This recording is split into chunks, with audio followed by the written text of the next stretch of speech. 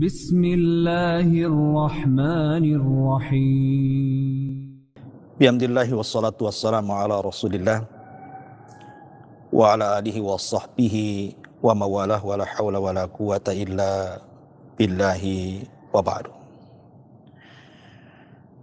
Ma'asyiral muslimin yang dimuliakan Allah subhanahu wa ta'ala, alhamdulillah di pagi hari ini kembali kita bisa berjumpa walaupun lewat media.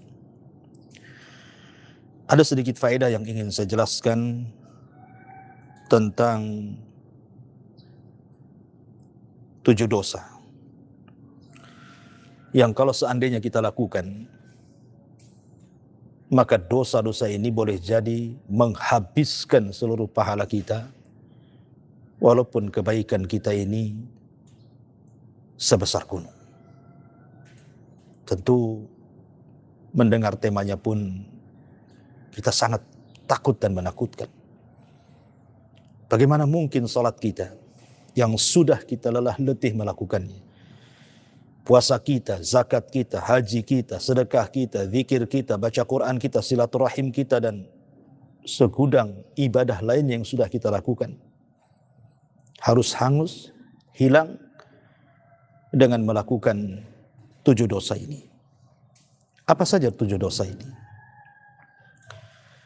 Yang pertama, asyirku, kesyirikan. Di dalam Al-Quranul Karim Allah subhanahu wa ta'ala mengatakan dalam surah Al-An'am ayat 88, walau asyraku la habita anhum ma kanu ya'malun. Kalau seandainya mereka melakukan kesyirikan, maka akan hancur leburlah amalan mereka, akan habis amalan mereka. Dan Allah subhanahu wa ta'ala juga mengatakan dalam surah Az-Zumar ayat 65, la in asyrakta la yahbatanna amaluka wa la takunanna minal khasirin. Kalau engkau ya Muhammad melakukan kesyirikan, lihat bagaimana khitab di sini. Khitab ini diarahkan kepada Nabi SAW. Kalau engkau wahai Muhammad melakukan kesyirikan, la yahbatanna amaluka, amal yang sudah kau kumpulkan itu akan hilang, hangus. Cukup sampai di sini? Tidak. Wala takunanna minal khasirin. Engkau akan termasuk orang-orang yang rugi. Kalau Nabi SAW saja bisa habis amalannya karena melakukan kesyirikan, dan tidak mungkin Nabi SAW melakukan kesyirikan, bagaimana mungkin kita sebagai umatnya? Kita tidak hendak bercerita di luar agama Islam, seperti Nasrani, Yahudi, Hindu, Buddha atau yang lainnya. Lakum dinukum waliyadin. Agama kalian, agama kalian. Kita tidak mungkin mengusik agama kalian, sebagaimana kalian juga tidak perlu mengusik agama kami. Masing-masing punya keyakinan. Tapi yang ingin saya katakan adalah lingkup yang dilakukan oleh orang-orang yang KTP-nya Muslim, zahirnya salat, puasa, zakat, haji, tapi sadar ataupun tidak, ternyata ibadah yang sudah kita lakukan tanpa sadar habis dan hangus karena kesyirikan yang kita lakukan. Betapa banyak di antara kita yang masih datang ke dukun, yakin dengan dukun, percaya dengan dukun, masih menyimpan tangkal-tangkal, yakin dengan jimat, percaya dengan jimat, masih datang ke tempat-tempat keramat, kuburan-kuburan orang-orang saleh, meminta-minta di situ, bernazar di situ, menyembelih di situ, i'tikaf di situ. Dan ini kesyirikan. Ya. Ma'asyiral muslimin yang dimuliakan Allah Azza wa Jalla. Maka ini dosa pertama, dan ini yang paling bahaya. Kalau kita sampai melakukan kesyirikan, habis amalan kita. Kemudian yang kedua, murtad dari Islam. Orang yang murtad dari Islam akan menghabiskan semua amalan yang pernah dia lakukan saat dia menjadi seorang muslim. Walaupun saat dia menjadi muslim itu termasuk a'badun nas, manusia yang paling beribadah kepada Allah. Tidak pernah meninggalkan salat, puasa, zakat, haji, baca Quran, silaturahim, apalah sebutkan ibadahnya. Anggaplah dia orang yang paling kaya dengan pahala dalam Islam. Tapi satu langkah saja bergeser Anda dari Islam, masuk ke agama yang lain, maka percuma amalannya. Anda dinyatakan sebagaimana dalam firman Allah Subhanahu wa taala surah Ali Imran ayat 85 ataupun surah An-Nur ayat 39. Allah mengatakan walladzina kafaru a'maluhum kasarabim biqi'atin yahsabuhu dhama'u ma hatta idza ja'ahu lam yajidhu syai'a. Dan orang-orang kafir, amalan-amalan mereka adalah laksana fata morgana di tanah yang datar. Disangka oleh orang-orang yang dahaga haus itu sebagai air. Tetapi bila datangi air itu, dia tidak mendapatkan satu apapun yang ia cari.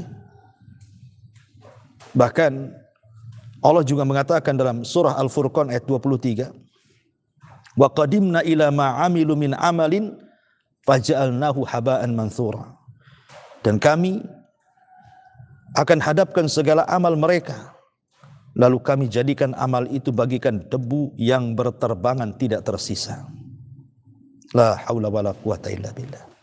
Lihat, orang kalau sudah beralih agama dari muslim ke kafir, habis amalannya, percuma. Oleh karena itulah maka ini saya nasihatkan kepada orang-orang yang murtad, baliklah kalian ke dalam Islam. Karena satu-satunya agama yang paling diridhoi oleh Allah hanyalah Islam. Inna dina indallahil Islam. Dan Allah mengatakan wa man yabtaghi ghairal islami dinan falan yuqbala minhu wa huwa fil akhirati minal khasirin. Barang siapa yang mencari agama selain agama Islam, maka sekali-kali tidak akan diterima agama itu dan dia di akhirat termasuk orang-orang yang rugi. Kembalilah kepada agama yang benar. Dan pasti diterima Allah Subhanahu wa taala. Karena saya dulu pernah memiliki teman, dan temannya ini memiliki teman orang yang murtad. Dia menikah dengan orang kaya yang beragama Nasrani. Mungkin karena tujuannya kekayaan, akhirnya kemudian dia pun masuk kepada agama Nasrani itu. Tiba-tiba dalam perjalanan rumah tangganya bercerai pula karena suaminya selingkuh. Akhirnya dia ingin kembali kepada Islam, tapi takut kalau seandainya Islam tidak menerimanya. Maka saya katakan baliklah. Islam tetap menerima siapapun walaupun dia sudah bertobat. Bersyahadatlah kembali. Masuklah kembali ke dalam Islam. Karena dosa sebesar apapun, hatta kesyirikan sekalipun, kalau kita datang menghadap Allah, kemudian kita betul-betul bertobat dengan taubatan nasuha, menyesal, tidak ingin mengulang, kemudian berjanji untuk istiqamah, kemudian diiringi dengan kebaikan, maka yakinlah Allah Subhanahu wa taala akan menerima taubat orang-orang yang murtad sekalipun. Ma'asyiral muslimin yang dimuliakan Allah Subhanahu wa taala. Walaupun terjadi khilaf para ulama, apakah orang yang murtad kemudian tobat ke dalam Islam dia mulai dari nol kembali, ataukah dikembalikan lagi pahala yang sudah ia kerjakan sebelum murtad? Al-Imam Asy-Syafi'i rahimahullahu taala dan juga Imam Ahmad mengatakan, kalau dia kemudian balik lagi ke dalam Islam, maka pahala yang dulu akan dikembalikan. Karena Allah Subhanahu wa taala ketika menyebutkan hukum orang yang murtad itu dalam surah Al-Baqarah kalau tidak salah, itu diikatkan dengan kalimat kematian. Allah mengatakan wa man yartad minkum an dinihi fayamut. Barang siapa yang murtad dari agamanya kemudian dia mati, wa huwa kafir, dalam kondisi kafir, fa ulaika habitat a'maluhum fid dunya wal akhirah wa ulaika ashabun nar hum fiha khalidun.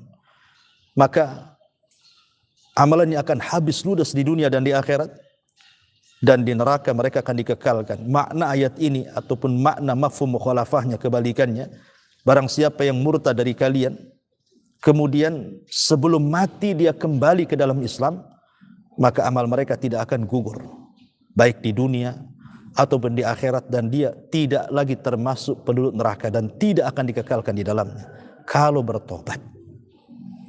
Dari sinilah maka Imam Syafi'i dan Ahmad mengatakan amalannya akan dikembalikan, walaupun Abu Hanifah dan Imam Malik mengatakan tidak akan kembali dan dia mulai dari nol. Lihat bagaimana bahaya orang murtad ini. Ma'asyiral muslimin yang dimuliakan Allah Azza wa Jalla. Kemudian yang ketiga, yang tak kalah bahayanya juga bisa menghancurkan dan menggugurkan amalan kita adalah riya. Beramal karena manusia. Dia beramal karena manusia. Seperti orang yang dari kecil dia menghafal Quran. Sampai remaja, sampai dewasa, sampai menjadi qari Al-Quran. Tapi tujuannya hanya untuk dunia. Popularitas. Supaya orang memandang dia seorang qari internasional. Qari yang sangat masyhur terkenal. Atau seorang yang dari kecil dia latihan fisik dia. Sampai remaja dewasa dia ahli berpedang, ahli bertombak, ahli berkuda. Ahli dalam strategis perang dan begitu seterusnya. Tapi ketika dia berjihad memang tidak karena Allah. Dia hanya mencari popularitas saja. Supaya manusia menganggap dia seorang pahlawan. Kalaupun dia mati syahid dia akan dikenang kepahlawanannya. Atau boleh jadi orang yang dari kecil, remaja, dewasa mencari harta sampai lelah letih, sampai betul-betul kaya raya. Kemudian dia menjadi orang yang paling dermawan. Tapi tujuannya bukan karena Allah. Supaya dapat pujian manusia. Nanti 3 orang ini akan datang menghadap Allah Subhanahu wa ta'ala. Dan akan mengakui bahwa amalan-amalan itu dilakukan karena Allah Subhanahu wa ta'ala. Tapi Allah ingkari dan mengatakan, kadzabtum, dusta kalian. Hei kalian orang yang berjihad. Kalian mati syahid. Supaya orang menganggap engkau ini pahlawan, kadzabta, dusta kamu. Hei orang yang membaca Quran. Mengajarkan Al-Quran. Supaya manusia menganggap Anda ini qari. Allah katakan kadzabtum, dusta kalian. Kalian itu supaya manusia memuji kalian, bukan karena Allah Subhanahu wa ta'ala. Termasuk orang yang bersedekah, yang mengatakan karena Allah, Allah katakan kadzab, dusta kalian.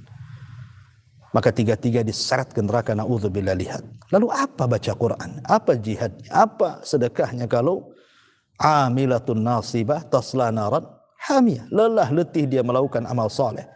Tapi ujung-ujungnya Allah masukkan ke neraka, na'udzubillah. Tidak lain dan bukan karena riya. Habis amalannya. Nanti pada hari kiamat mereka akan dikumpulkan. Dan Allah katakan, pergilah kalian kepada orang yang kalian harapkan pujiannya di dunia. Apakah ada balasan dari mereka? Tidak ada yang mampu memberikan balasan pada hari kiamat kecuali Allah Subhanahu wa ta'ala. Ini yang ketiga. Yang keempat, kurhu awamirallah. Kurhu awamirillahi azza wa jalla. Membenci perintah-perintah Allah azza wa jalla. Allah mengatakan, dzalika bi annahum karihu ma anzalallah fa ahbata a'malahum.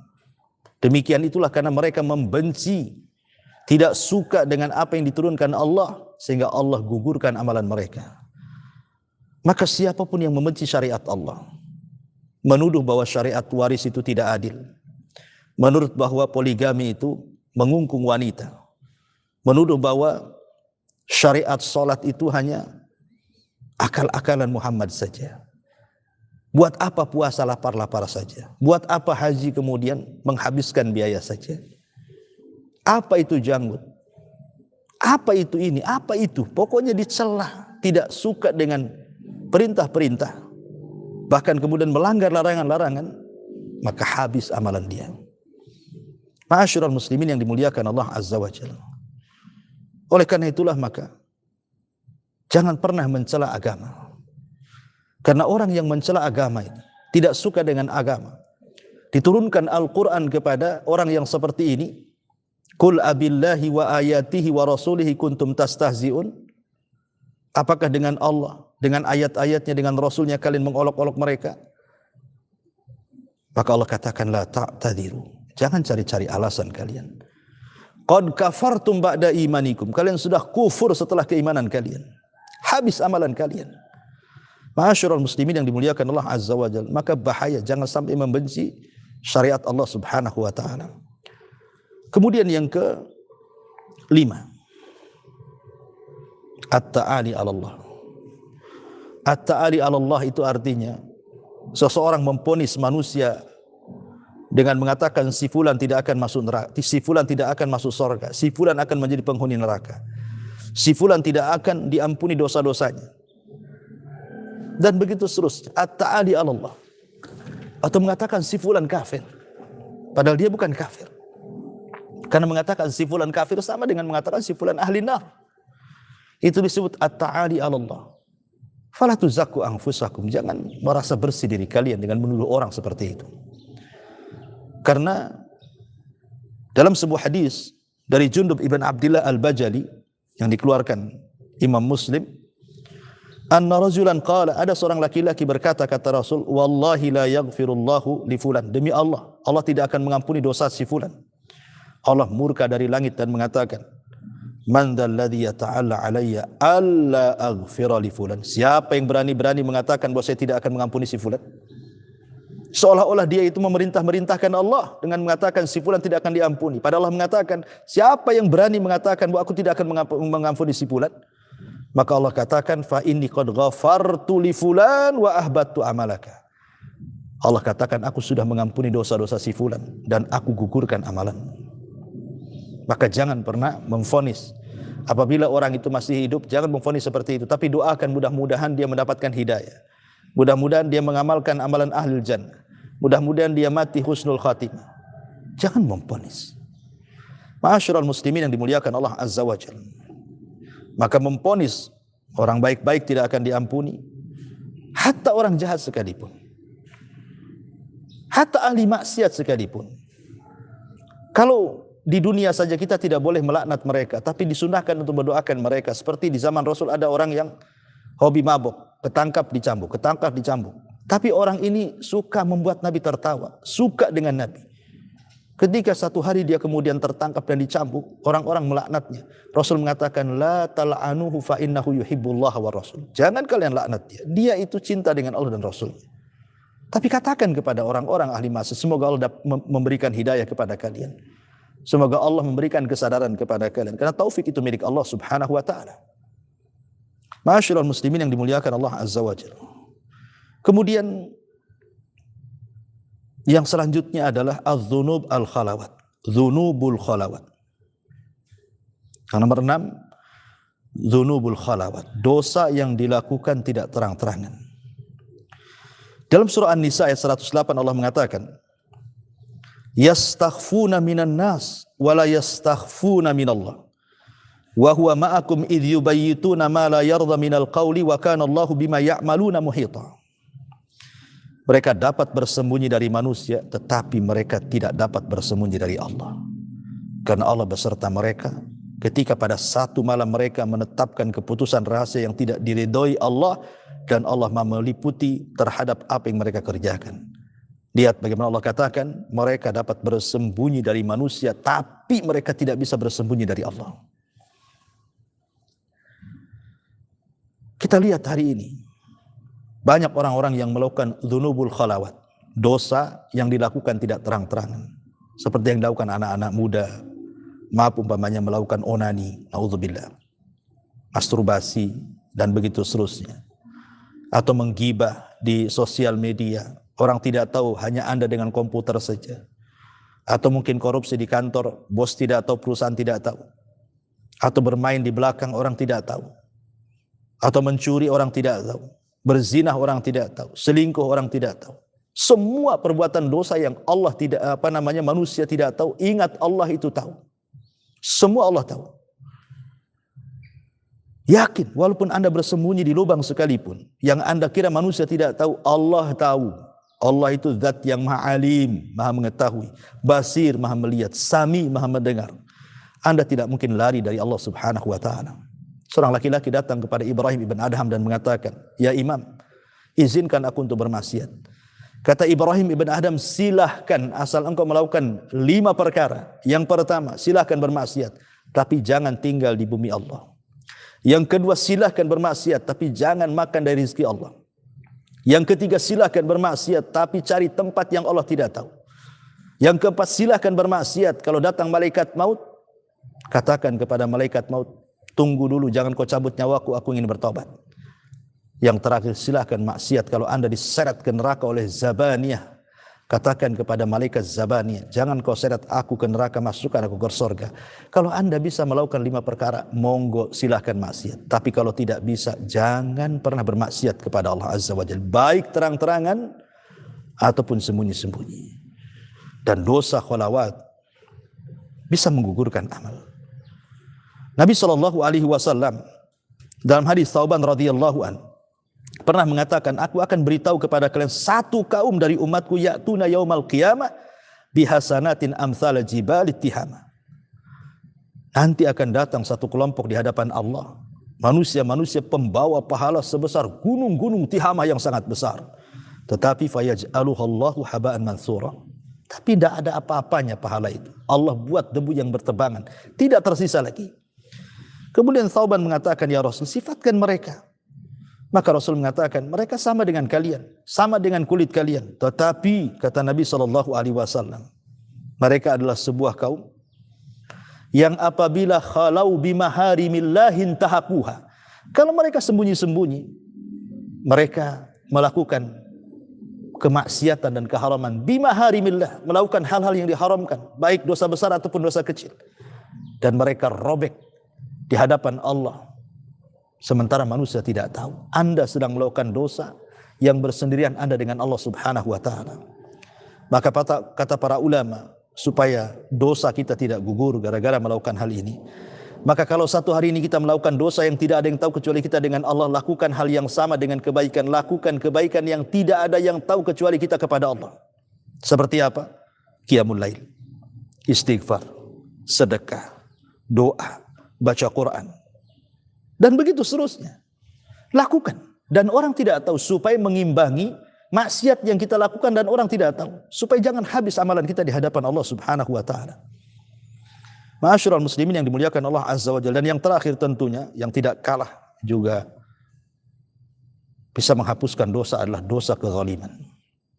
Nabi SAW pernah bicara soal orang yang bangkrut pada hari kiamat. Kata Rasul apa? Atadruna mal muflisu hadhil ummah. Tahukah kalian siapa orang yang bangkrut di antara umat ini?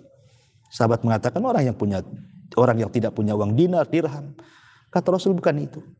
Tapi orang yang datang nanti pada kiamat dengan segudang pahala solat, pahala puasa, pahala haji, dan pahala-pahala ibadah yang lainnya. Tapi dia juga membawa segudang dosa, pernah mencaci maki, pernah memukul, pernah menghina, pernah mengambil darah si fulan, dan begitu seterusnya. Nanti pada hari kiamat orang yang zalim dan yang dizalimi akan dihadapkan oleh Allah. Kemudian orang yang dizalimi mengatakan, dulu kau pernah mencaci maki aku, kemarikan pahalamu. Akhirnya pahala dia dikuras oleh orang yang dizalimi. Ketika sudah habis, orang yang dizalimi masih banyak. Ketika ditanya mana pahalamu, dia mengatakan sudah habis, nggak apa-apa. Nih dosaku ambil, dosaku ambil. Akhirnya kemudian pahalanya hilang, dosa orang pula dia tanggung. Itulah bangkrut namanya. Dalam dunia usaha, modal habis, hutang orang pula belum terbayar. Itulah bangkrut. Maka jangan pernah melakukan kezaliman, karena ini bisa mengkikis semua pahala kita. Ma'asyiral muslimin yang dimuliakan Allah Subhanahu wa taala, saya tambah, termasuk juga meninggalkan salat. Satu salat wajib atau tinggalkan, maka habis amalan kita. Kata Nabi SAW, man taraka salatal asri habita amaluhu. Siapa yang meninggalkan salat asar, habis amalannya. Walaupun demikian, ma'asyiral muslimin yang dimuliakan Allah Subhanahu wa taala, akidah ahli sunnah, bahwa orang yang melakukan dosa itu tidak semua amalan ini habis, kecuali kekufuran. Kalau kufur, musyrik, keluar dari Islam, ya habis pahalanya. Tapi kalau dia melakukan dosa-dosa seperti zalim, ria, atau apa yang lainnya, selama dia tidak keluar dari Islam, tetap dia muslim. Artinya masih adalah kesempatan dia masuk ke dalam sorga. Artinya kalau masih ada kesempatan masuk sorga, berarti masih ada pahala yang tersisa. Tidak semua amalannya hapus. Tapi walaupun demikian, apakah kemudian kita mengharap kita masuk sorga tapi tetap mengamalkan dosa-dosa yang banyak menghapuskan amal kebaikan? Sudahkah Anda berada di neraka bertahun-tahun, berpuluh-puluh tahun, entah berapa lamanya Anda tinggal di situ, walaupun ujung-ujungnya masuk sorga umpamanya? Dengan api dunia saja kita letakkan nih jari, siapa yang sanggup untuk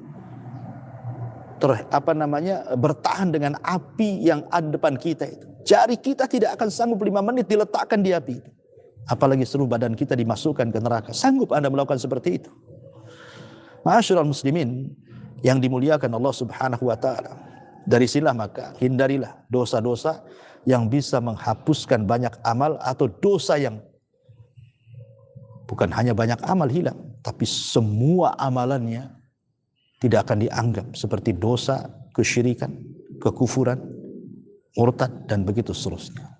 Wallahu a'lam bishawab. Subhanakallahumma bihamdika asyhadu an la ilaha illa anta astaghfiruka wa atubu ilaik. Allahu ta'ala alam. Assalamualaikum warahmatullahi wabarakatuh. Intinya bahwa tolong berakhlak kepada Allah. Membahas tafsir dari surah Al-Imran. Lahirlah Imam Muslim, Abi Dawud, Tirmidzi, Ibnu Hibban. Jadi ketika Yunus alaihi salatu wassalam terkena undian itu,